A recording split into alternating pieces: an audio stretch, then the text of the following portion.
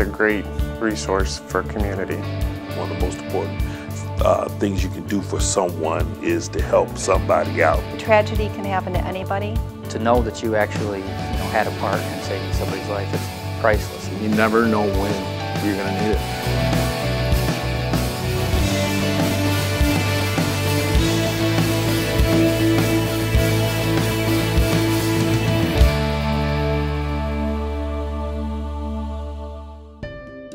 The American Red Cross helps people prevent, prepare for, and respond to emergencies of all types. But what most people in our communities do not understand is that, number one, the Red Cross operates 365 days a year, 24 hours a day, 7 days a week. 24/7, whatever disaster, they're going to be there.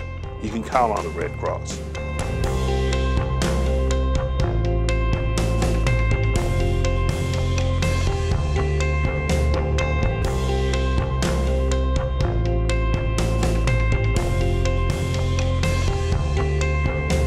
The Red Cross does so many other things than just CPR and first aid.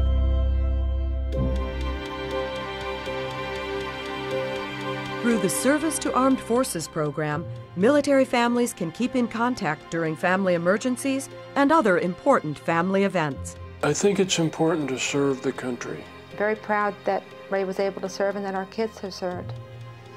Absenteeism is one of the biggest problems. When our son went over to Desert Storm and my husband had just retired, it was very different. It was actually scarier. Being a parent of a service person is very difficult and requires a lot of acceptance on faith that they'll return safely. Because sometimes you didn't hear anything for a while and then you get 4 letters. When you're in a war zone, your days are pretty well occupied. But for your family, they may have a work day, but the rest of the day is worrying. My diagnosis was threatening miscarriage. I didn't have a miscarriage, but I was borderline. So they put me on bed rest. A couple weeks after my deployment, she started having complications of the pregnancy. His mom gave me the advice, to call the Red Cross. Let's see what they can do. My caseworker was Pat. From that very first phone call, 48 hours later, the Red Cross had him at my hospital bedside. For a moment, I forgot about all the bad things that were going on with the baby. I was just happy that my husband was there to hold me. The Red Cross is the only agency that the Uniformed Services Department of Defense will take verification from. I think the fact that, he was there allowed me to hang on to the baby, in my uterus for a few days longer. And every day that I could keep him inside me was a better chance that, he would be okay. He was about 11 3/4 inches long.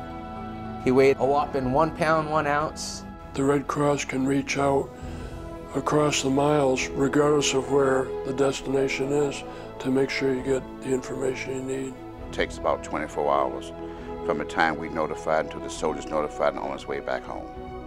Grateful to the Red Cross that they provide this service willingly and speedily and help folks who are in need.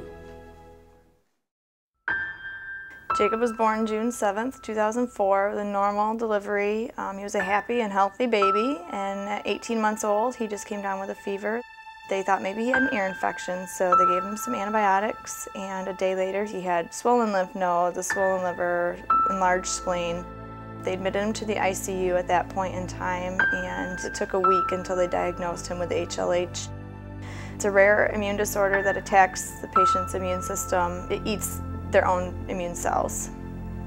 In the process of determining what his disease was and him being sick, he did receive blood and platelet transfusions. Within 24 hours of starting his treatment, he was turning around and looking a lot better. And we were actually under the impression, still in denial, that he would be fine and that we were pretty much done with the process when they informed us that this type of disease that happened to him at his age and his severity is typically a genetic disease, and that the only cure for it is a bone marrow transplant. It was in the weeks following that he again needed multiple red blood cell and platelet transfusions, just as part of the post-transplant process. Jacob, do you know what that is? What does it look like? The bag of red stuff, what is that? Blood. Yeah, it was the blood that you got.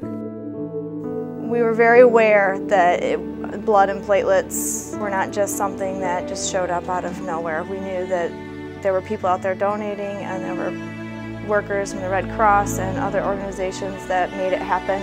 We like to be the people that are helping others, and it's very hard to receive, but we were so grateful for the series of events that has led to him being healthy now. 1, 2, 3, go! If it weren't for the Red Cross or the other organizations that helped treat Jacob the way he needed to be treated, I can honestly say he wouldn't be here today.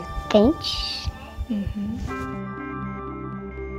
To look at the people that we've helped and to know that there are still many people out there that we can help, that's an awesome feeling inside. We could not do the Red Cross work without volunteers. I can guarantee it will change your life.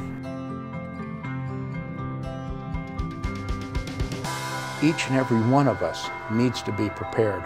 We need to think about how we are going to respond. Tomorrow can be a disaster and you have to react to it.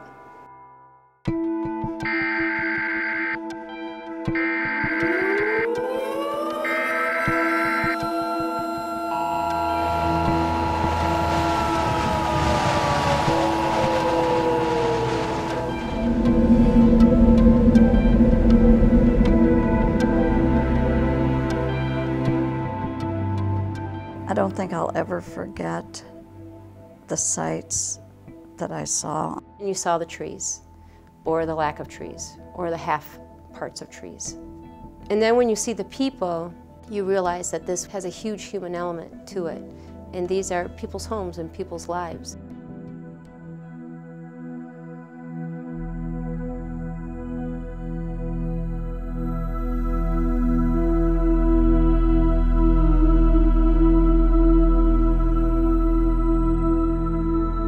Our role was to visit each and every family that had lost a family member and to give them assistance. And I don't think I'll ever forget visiting one family.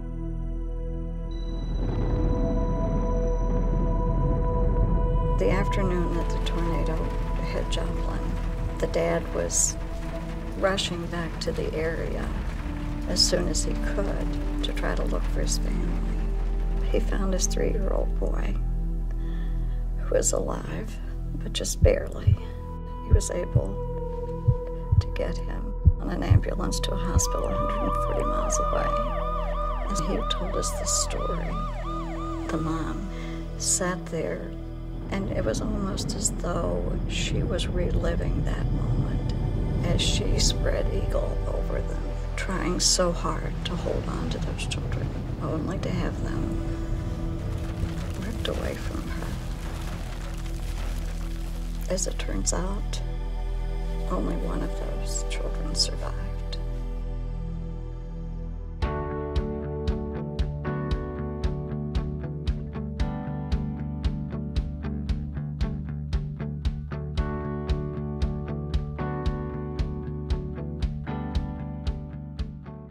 It's people that come together to help their community. People just need that. I mean, in that time of trouble, you just need someone to lean on. I don't think I'll ever forget the tears that ran down their face and how enormously grateful they were for the Red Cross and the services that we were able to provide.